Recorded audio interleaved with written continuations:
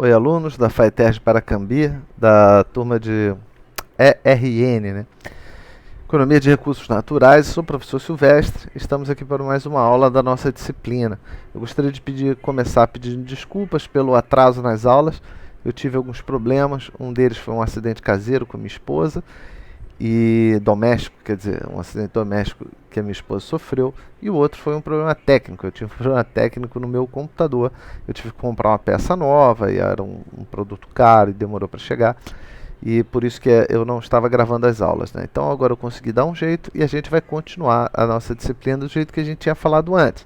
Vou continuar usando o material da professora, tentando ao máximo suprir essa carência. Lembrando, eu sou professor de administração, eu tenho conhecimento de economia, mas é claro que o enfoque da disciplina vai ficar diferente, porque provavelmente eu vou tratar com um enfoque mais de administrador do que de economista, tá? Então, sem mais delongas, vamos à aula, né? Só lembrando uma coisa, lembre-se de cumprir o prazo da tarefa. Eu vou deixar um bom prazo aí para vocês fazerem as tarefas. Eu vou repor as aulas que eu deixei de postar para vocês, então a gente vai ter aí algumas aulas num período mais curto de tempo, tá ok? Então vamos lá.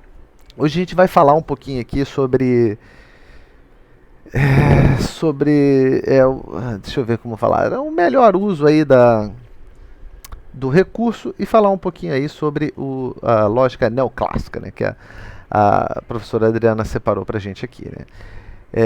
Lógica neoclássica, vamos ler aqui, né? Fundamenta-se uma racionalidade de maximização das utilidades individuais. Isso aqui está ficando muito complicado, então vamos lá, vamos tentar simplificar aqui.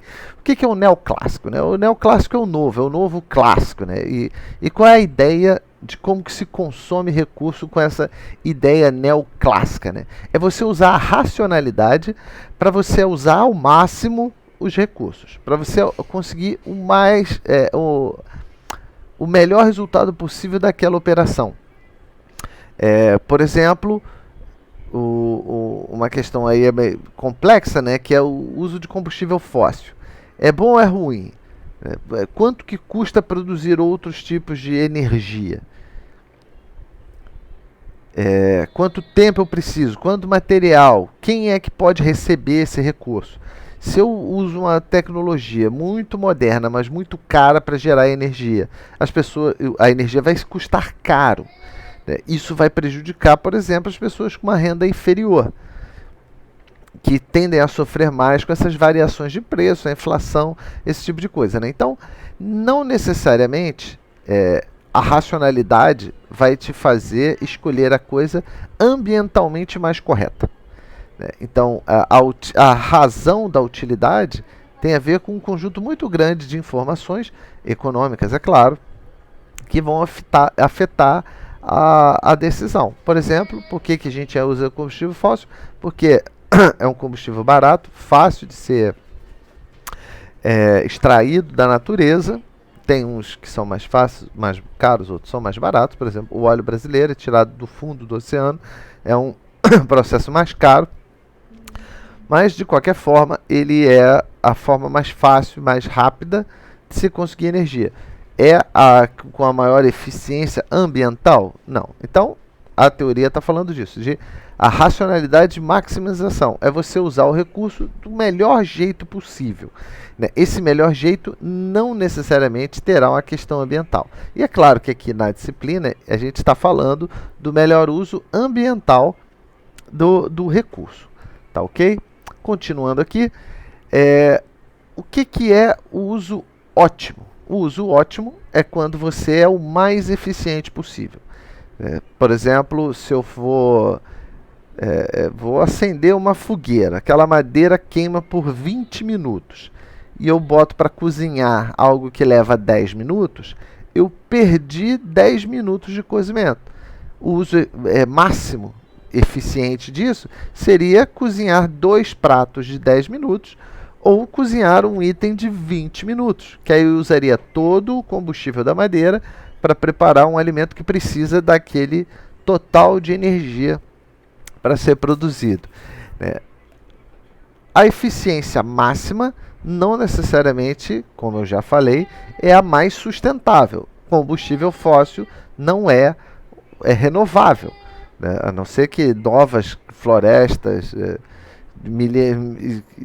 a não ser que a gente crie florestas e consiga viver mais alguns milhões de anos para que essas florestas se tornem óleo, né? O dinossauros, estou brincando. O processo evolutivo para a criação, para o aparecimento do óleo no planeta demorou milhões de anos. A gente não tem mais esse tempo, não é um recurso renovável. Então, o uso ótimo não necessariamente é um uso sustentável, pensando na questão da eficiência, tá?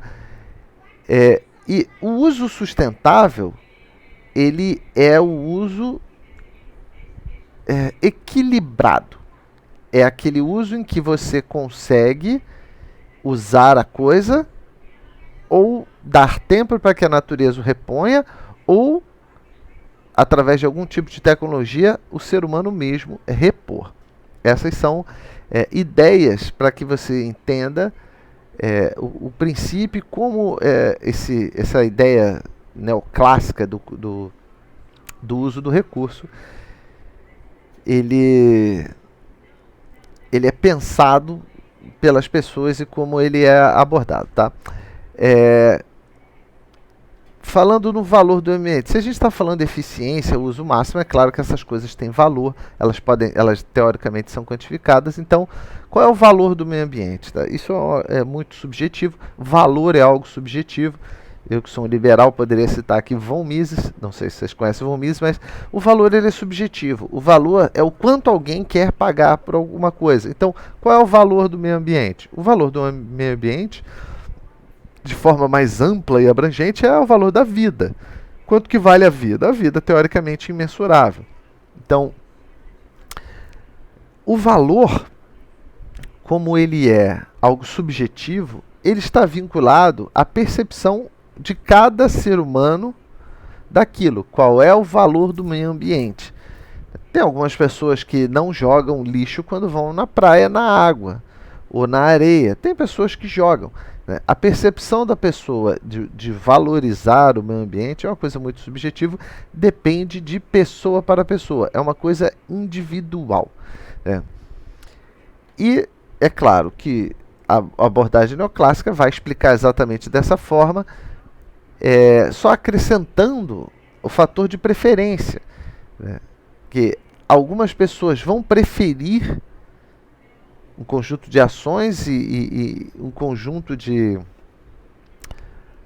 itens em detrimento de outros.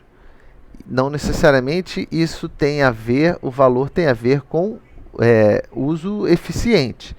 E sim, para aquela pessoa, uma coisa tem mais ou menos valor de acordo com como ela percebe o seu valor de uso. Vou dar um exemplo aqui. Talvez não seja tão preciso, mas quanto que vale a energia elétrica? A gente vai baixar aí a energia, né? Os reservatórios estão com bastante água, choveu bastante, então a gente vai para a bandeira verde, vai cair o valor da energia. A gente vai pagar menos pela energia elétrica que a gente usa no Brasil. Qual é o valor da energia? A gente usa muita energia hidroelétrica no Brasil, que é uma energia muito limpa. A gente também tem energia eólica, a gente tem bastante captação de energia eólica no Nordeste, principalmente. Mas qual é a energia mais barata? Quanto que custam aquelas hélices? É mais barato fazer energia hidroelétrica ou energia eólica? A hidroelétrica. Tem um custo muito inferior. E a gente ainda produz energia no Brasil queimando gás, por exemplo, que é poluente, né? Isso eu não tenho certeza no grau de poluição, mas existe algum nível de poluição, enquanto que a energia hidrelétrica, né, ela não gera nenhum nível de poluição, até onde eu sei, tá, gente? Sem muita precisão nisso. Mas se eu substituir toda a queima de gás que eventualmente as nossas termoelétricas, quanto que ia ficar mais caro a energia? Para algumas pessoas, explicando essa questão da percepção individual de valor, vale a pena pagar um valor a mais porque elas percebem que a queima do gás natural nas termoelétricas não é saudável para o planeta. Já há algumas pessoas que vão achar que o valor não compensa, que é melhor queimar o gás natural, ou eventualmente usar um exemplo mais grosseiro, queimar diesel, né? Você pode usar diesel nessas termoelétricas, que é muito mais poluente que queimar gás natural, mas o diesel, vou queimar o diesel, vale a pena? Então é uma questão da percepção de valor, de como cada um vai avaliar se é bom ou ruim de acordo com as suas preferências. Mas de forma bem simples e grosseira é isso, essa ideia do valor individual, né, dessa teoria neoclássica, né? Já na abordagem ecológica, o valor das coisas, né, teoricamente, ele seria percebido pela sua relação com o ser humano, e não por uma questão de preferência, ou por critérios físicos e biológicos. Não passa mais, deixa de ser uma questão de percepção, passa a ser mais uma questão mais técnica, né? Qual é o valor das geleiras do norte do planeta? Tem algum valor aquilo? Existe uma razão para elas existirem, elas têm um fator importante no planeta, elas mantêm um equilíbrio ecológico importante. O que acontece se elas derreterem, né? Então, entender um pouquinho essa questão técnica, né? Por exemplo, a energia, ela não surge do nada. A energia, ela precisa ser transformada. Então, energia, você não pode fazer nascer energia, e você não pode destruir a energia. O que você pode fazer é transformar a energia. Como? Você transforma um certo item em energia. E aí você usa a energia para transformar coisas, por exemplo, né? Então, essa é uma questão. E a questão da entropia, lei de entropia, né? Que a entropia é a irreversibilidade de algo. Por exemplo, se você acrescenta calor no gelo, ele derrete, ele continua derretendo, né? De acordo com o calor que você vai acrescentando a ele ali. Então, nessa questão de valor, como a gente observa o uso das coisas, a maior eficiência nas coisas, a gente começa a entrar num fator importante, que é a tecnologia, né? Pegando esses conceitos que a gente viu anteriormente, de percepção de valor e etc., de como a teoria neoclássica pensa o uso, o consumo e etc., a gente chega no fator da tecnologia. Por que a tecnologia é tão importante? Por exemplo, a gente tem essa eterna discussão no Brasil de quem cria gado é que está desmatando, etc., e quem planta soja está provocando desmatamento, né? No passado isso foi verdade, a gente desmatava para botar pasto, etc. Hoje isso é uma realidade que já não existe mais. Só quem faz isso são pequenos criadores, os grandes criadores, as grandes fazendas não fazem mais esse tipo de coisa. Mas aí você fala, professor, mas a produção de soja todo ano bate recorde. É mais e mais. Para produzir mais, eles estão pegando mais terreno, estão desmatando mais. Não, isso é falso. Por quê? Por causa da tecnologia. Porque a tecnologia, o avanço tecnológico, ele consegue garantir que você tenha essa maior eficiência de recurso. Usar menos recurso e produzir mais. Isso é possível? Um exemplo é a Embrapa, que produz sementes cada vez melhores, as tais sementes transgênicas, entre outras sementes que eles produzem, né? Não é só sementes transgênicas, mas eles estão produzindo, principalmente as transgênicas, soja, por exemplo, e milho, que eles produzem mais em menos terreno. Que eles conseguem sobreviver a pragas, que eles têm maior resistência a mudanças climáticas, intempéries, talvez um pouco, não um excesso de escassez de água, a planta morre, né? Mas uma variação hídrica e a planta mesmo assim se desenvolve bem, se desenvolve forte, produzindo cada vez mais. Então, a tecnologia ela é muito importante para que você consiga fazer esse uso melhor, esse uso mais eficiente. E também a tecnologia leva a gente para a questão ecológica, ambiental, que é você fazer o uso mais eficiente, um uso também mais equânime. Você, com o uso da tecnologia, consegue hoje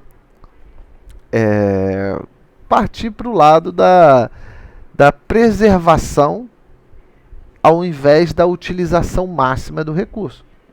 Um exemplo bem simples disso, falando em energia, é a captação da energia solar. É claro, existe a crítica, tem se falado bastante, eu não sei se vocês acompanham, eu por acaso acompanho essa questão dos painéis solares já há alguns anos, porque eu queria utilizar a energia solar e tal, eu queria colocar na casa da minha mãe isso. Não veio a casa, então eu já acompanho há algum tempo essa questão da energia solar e hoje já se tem um problema técnico, que é o que fazer com as placas que estão se deteriorando, né, que não são recicláveis. Né? O que se faz com esse lixo? Então, continua sendo energia limpa, né, mas ela já está começando a demonstrar que ela tem algum nível de sujeira e degradação. Por isso que a energia hidroelétrica ela é a mais limpa e a melhor ambientalmente se falando. Então, a gente tem uma grande hidrelétrica que não funciona plenamente no Brasil por questões meramente políticas. A gente poderia estar produzindo mais energia limpa no Brasil e por causa de questões políticas você não consegue fazer com que uma das maiores hidrelétricas do mundo funcione lá no norte do país, tá? Tecnologia muito importante para que você melhore a eficiência, você consiga usar o capital natural da melhor forma e consiga fazer esse equilíbrio do uso cada vez mais sustentável e mais eficiente. A tecnologia provoca esse link.